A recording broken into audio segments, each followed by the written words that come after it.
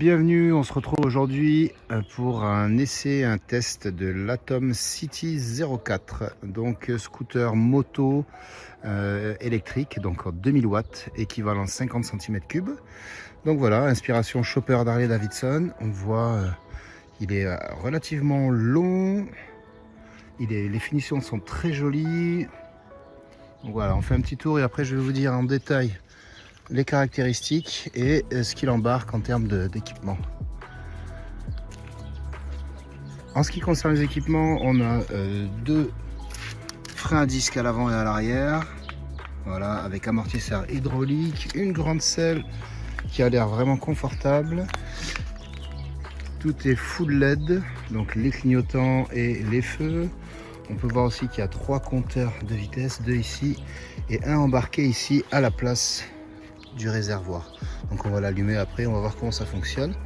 Voilà, donc inspiration Chopper comme j'ai dit tout à l'heure, finition vraiment jolie, relativement long parce qu'il fait 2 mètres de long pour 70 kg à peu près avec la batterie 75 kg.